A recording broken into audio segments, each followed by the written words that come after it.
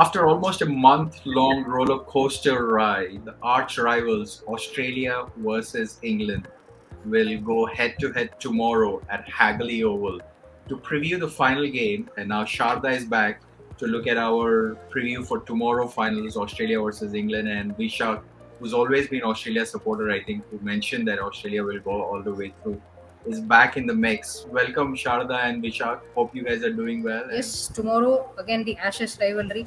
The two best teams in women's cricket as of now, will clash for the trophy. It's going to be an exciting game for sure.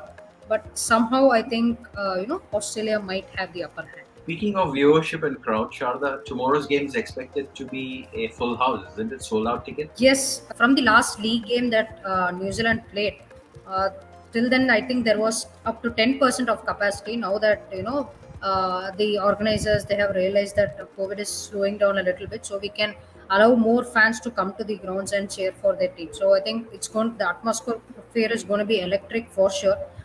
We have seen a lot of England supporters in England's league games. A lot of families, friends, they have also turned up. So yes, it's going to be a packed house tomorrow, and it will be interesting to see how both teams adapt to such a full house. Before this, it was during the T20 World Cup final at the MCG where India and Australia played against each other, and crowd capacity was more than 86,000. So that was the highest. So it is something new for women's cricket. It has happened only 2 or 3 times, like playing in front of a full house. So, but the girls would definitely love to be in that atmosphere, and they would like to, make the most out of each and every moment tomorrow. So that would be the basic message going out to them from their coaches, support staff, whoever it is.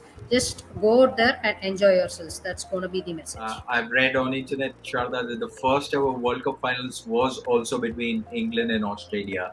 So, what are you expecting tomorrow? A crackerjack, a close game, or Australia one-sided game, or England one-sided? What are you expecting? An absolute cracker of a contest is what I expect. Now, this these two teams played in the same venue. I think it was in 1982 at Christchurch in Australia versus England played in a World Cup final, and no surprises for guessing the right answer. It was Australia who won the title. England, I believe, have peaked at the right time. They have the momentum with them with four consecutive victories, and their morale must be on an all-time high. So we can expect England to come very very strongly. After all, they are the defending champions, with the likes of Sophie Eccleston being at the top of the table, highest wicket takers, with Danny Wyatt getting into form with a brilliant century in the all important semi-final.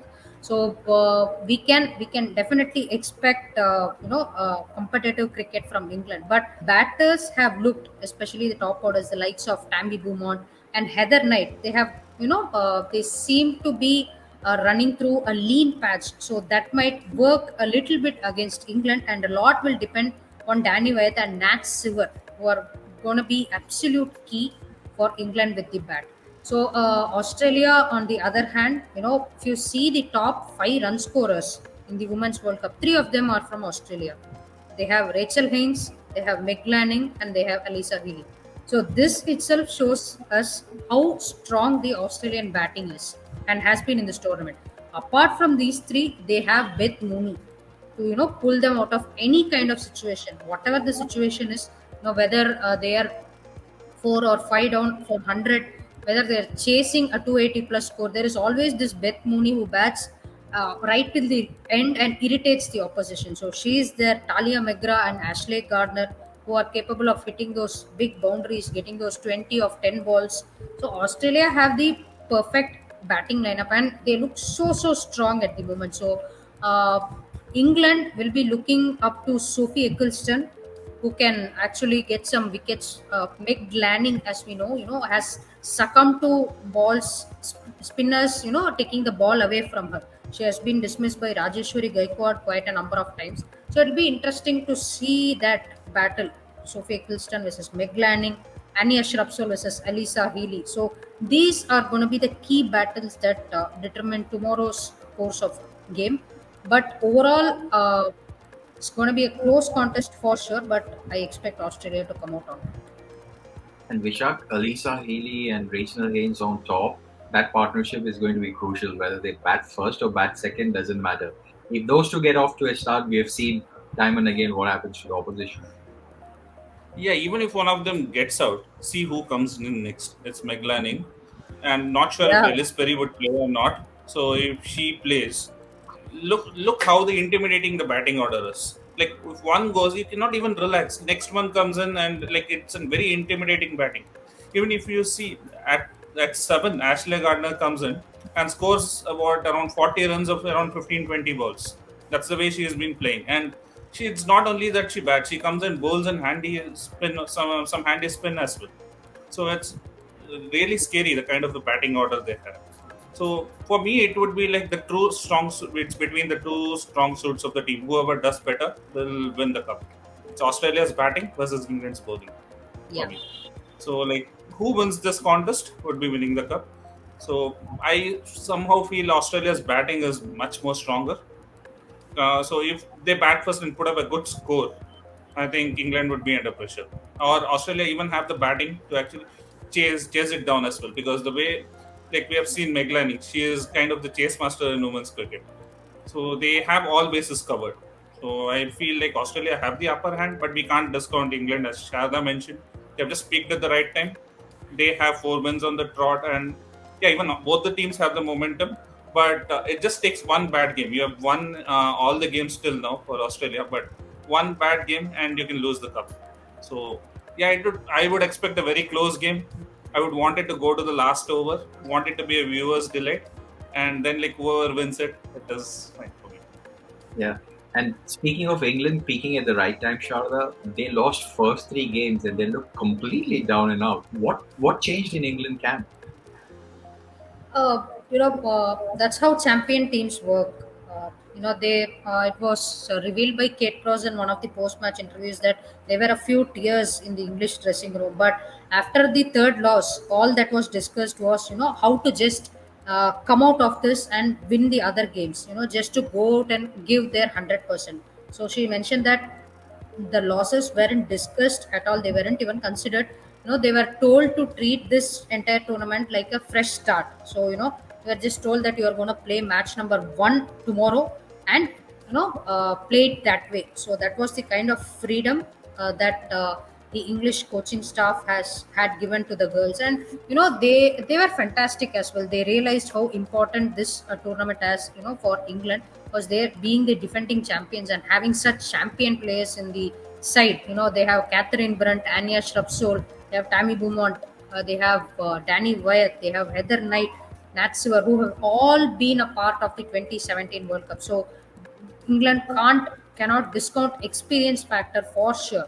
So to pick themselves up after three losses, especially the loss against West Indies, came as a rude shock to everyone. Of the entire cricketing fraternity. Probably being an Indian fan, was slightly rejoicing. At the back of my mind. But then England, the way they stood up, the way they came back against India with such a dominating performance. It was just fantastic to watch. The experienced cricketers chipping in. The youngsters like Sophia Dunkley, Sophie Eccleston playing her first World Cup. Stepping up at the right situations, at the right moments. And England's fielding and running between wickets has been fantastic throughout the tournament. We definitely cannot discount that. Especially if you see the openers, Wyatt and Tammy Beaumont, they are known for picking these quick singles, just dropping the ball and running. Even if they hit a boundary of the first ball, they try and take a single of the next ball. That's where Team India can learn something from them. ODI cricket is not all about hitting boundaries; it's about rotating strike, which England does really well. And the outfield is another department, yet another department where England shines. They have Danny Wyatt, they have Beaumont, who's very very quick, lightning quick across the outfield. So they don't give those two doubles, triples easily, and they have been very disciplined with their bowling as well in the last four games, especially. Has been just stump to stump with Kate Cross, Anya Shrubsole, and even Catherine Brunt, just keeping things simple. So England, they have just stuck to the basics. They have believed in themselves, and that's what has gotten them this far. And truly, they are a fantastic side. Absolutely. And the contributions in middle order of Sophia Dunkley. We spoke about Tammy Beaumont not being in the form, but that Sophia Dunkley form, Amy Jones coming in, literally quarterfinal. I think those two are playing critical role. We've spoken about Australia batting. Let's spend some time about the bowling combination. Of course, Ishak, I think Elise Perry, as per Meg Lanning's presser yesterday, she probably will play as a batter. So she was definitely looking forward for getting in. But what about Alana Kin, Jess Johansson, Megan Schutt, their performances, Darcy Brown, Annabelle Sutherland, outstanding, outstanding. So I think their matchups versus England batters, Sharda, what are you expecting out of that? Darcy Brown has been fantastic. A very young bowler, clocking up to 120 kph. Very consistently. She has been using the short ball to very good effect. We saw Tammy Beaumont struggle against Shabnam Ismail, who bowled a lot of bounces. So I'm sure Australia will have that plan. Have a deep backward square leg, have a deep mid wicket in place, and ask Darcy Brown to just pitch the ball short and go for the kill when the openers are batting. Tammy Beaumont and Danny Wyeth, we those are batters who love to take the attack to the opposition right from ball one. So we can expect a lot of fiery stuff from Darcy Brown, especially. She has that pace, she has that awkward bounce due to her height. So she is going to be very very crucial for Australia's plans, and she has not disappointed Australia as well. She has been instrumental in picking up wickets in the power play overs. We saw that when India played against Australia also, and Jess Jonathan is someone who just, as I said, keeps things really simple. Just get fire in those arm balls, have a leg side dominant field, just bowl into that middle and leg. I think she can do that for at least 200 to 300 balls very very consistently, and she has been doing that for Australia for a very long time. So it's not easy to score off Jess Jonathan as well. She's a very very experienced bowler, and we'll have to wait and see whether Elise Perry is going to be bowling tomorrow.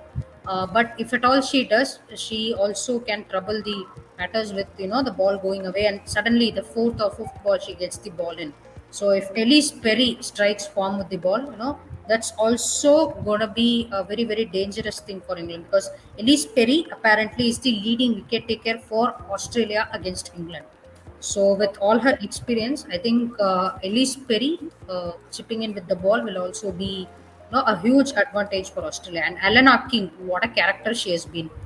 Just coming out of the Women's Big Bash League as the highest wicket taker, playing the Ashes, and now being selected as a part of the World Cup squad has really been a dream run for her. And she has done well also. She can extract some turn out of the wicket. She can bowl that, the top spinner, the flipper, being the quicker one. She has all those variations. And apart from all of these things, she's a competitor. We always say that leg spinners need to have big hearts on their sleeve to just toss the ball up even after they get hit. We've seen Yuzi Chahal do that, even after being hit for a six down the ground, he still tosses the ball up. That's what even Alana King does. So leg spinner, I think that's the best trait that a leggy can have. She has that, and she has been very successful for Australia. So Darcy Brown, Alana King are going to be key for Australia tomorrow against the English batters. Yeah, it's going to be an amazing contest. And Vishak, any chance of super over, or you think it will be decided? I know someone you like super overs, but I would ideally prefer it like if it goes to the last over and if it is like the better team wins, that would be better. Like they don't want any like further heartbreaks like what happened in the 2019 World Cup. Unfortunately, goes to the super over and kind of we don't want such things. We want to watch a good game. If it goes to the super over and it's still it will be even more exciting. But a good exciting game with the best team winning. I think that is what we want actually. Not like a one-sided game like how we had the second semi-final. Both the semi-finals were kind Both of is good. one-sided. One-sided. We don't want such a game, Yeah. such games here because these are knockout games where you want the teams to best four teams are playing and you want the matches to be competitive. So at least we let's hope it's unlike the semi-finals and the finals is at least competitive. Good stuff. Great. So hopefully our viewers will enjoy the game tomorrow. We we are going to be glued in, and hopefully, if time permits, we are going to do a post-match session too. But Sharda, thank you so much for making time. Really, really appreciate it.